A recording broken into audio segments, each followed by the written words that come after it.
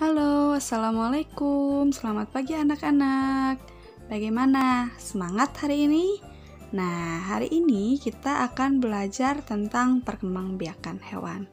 Sebelum mulai, yuk kita berdoa dulu agar pembelajaran hari ini berjalan dengan baik. Berdoa mulai. Berdoa selesai. Sama halnya seperti tumbuhan, hewan pun mengalami perkembangbiakan. Ada berbagai cara perkembangbiakan hewan.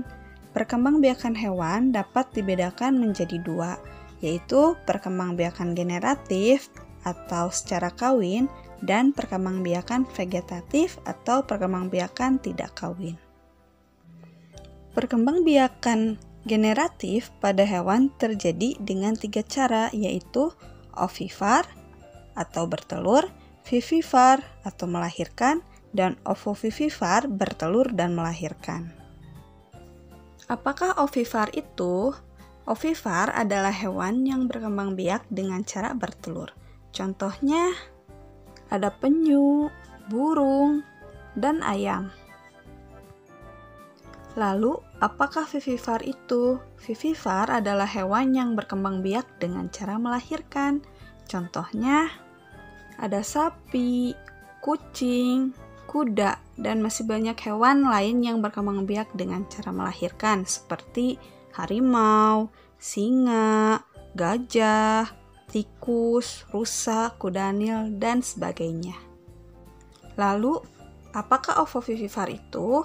Ovovivivar adalah hewan yang berkembang biak dengan cara bertelur sekaligus melahirkan. Memang ada, Bu. Tentu saja ada. Contohnya ada ikan pari, ada platypus, ada juga buaya. Lalu apalagi coba? Ya, betul. Ular juga merupakan hewan yang berkembang biak dengan ovovivivar. Bagaimana dengan ikan hiu? Ikan hiu pun sama. Hewan tersebut berkembang biak dengan ovovivivar. Nah, selanjutnya perkembangbiakan vegetatif. Perkembangbiakan vegetatif adalah perkembangbiakan tanpa adanya proses kawin. Nah, perkembangbiakan vegetatif ini dibedakan menjadi 3 cara, yaitu dengan cara membelah diri, fragmentasi, dan juga tunas. Masih bingung ya seperti apa? Ingin tahu selanjutnya? Yuk kita simak video ibu. Nah, yang pertama, bagaimana berkembang biak dengan cara membelah diri? Perkembangbiakan dengan cara membelah diri terjadi pada hewan bersel satu, contohnya amuba dan paramecium. Nah, kedua hewan ini berukuran sangat kecil dan dapat dilihat dengan menggunakan mikroskop. Untuk lebih jelasnya, yuk lihat video ini. Nah, ini merupakan amuba yang dilihat dari mikroskop. Awalnya ini, amuba itu berbentuk pipi. Nih, seperti yang bergerak ini. Nah, seperti yang bergerak ini awalnya berbentuk pipi. Ketika akan berkembang biak, ini nih prosesnya seperti ini. Nanti sebentar lagi ini akan membelah diri. Yuk, lihat. Nah, ini sudah membelah diri.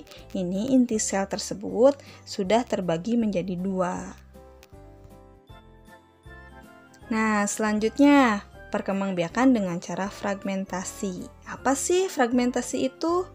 Nah, fragmentasi adalah perkembangbiakan yang terjadi pada hewan yang bersel banyak atau multiseluler. Ini berarti kebalikan dari amuba ya. Nah, pada perkembangbiakan ini, bagian tubuh yang terpotong dengan sengaja atau tidak sengaja akan menjadi individu baru. Nah, contoh hewan yang berkembang biak dengan cara fragmentasi itu ada cacing planaria. Ingin tahu seperti apa perkembangbiakannya? Yuk simak video ini. Nah, ini merupakan proses perkembangbiakan dengan cara fragmentasi yang terjadi pada cacing planaria. Nah, habitatnya ini biasanya di daerah yang banyak air atau di daerah sungai. Nih, bisa kalian lihat ya. Ini bentuknya itu kecil seperti ini, cacing planaria itu.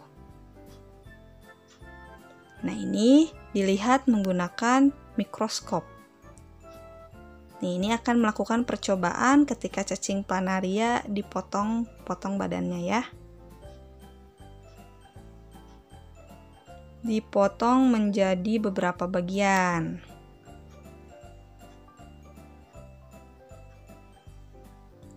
Nah, kita lihat proses yang selanjutnya. Nah, walaupun sudah dipotong, cacing planaria tetap hidup dan mereka malah berkembang biak menjadi individu yang baru.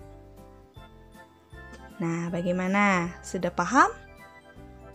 Nah, selanjutnya perkembangbiakan vegetatif pada hewan adalah dengan cara tunas. Hewan apa sih yang berkembang biak dengan cara tunas?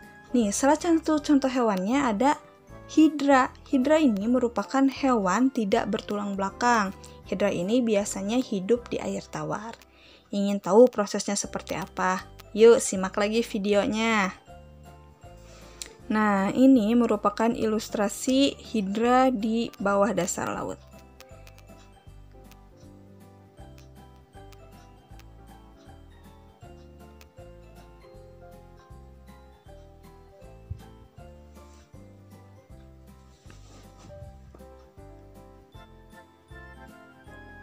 Nah, pada tubuh hidra dewasa akan muncul tonjolan.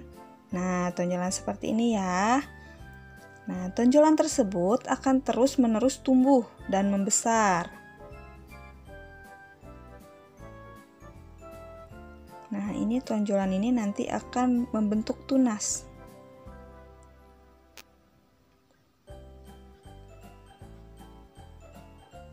Nah, setelah tunas itu tumbuh besar, tunas itu akan terlepas dari tubuh induknya. Nah, tunas yang terlepas akan tumbuh dan berkembang menjadi individu yang baru. Bagaimana? Sudah paham? Yuk, kalau sudah paham, kita berlatih mengerjakan soal perkembangbiakan hewan. Tetap semangat ya anak-anak. Jika ada yang kurang mengerti, kalian bisa bertanya langsung pada ibu ya.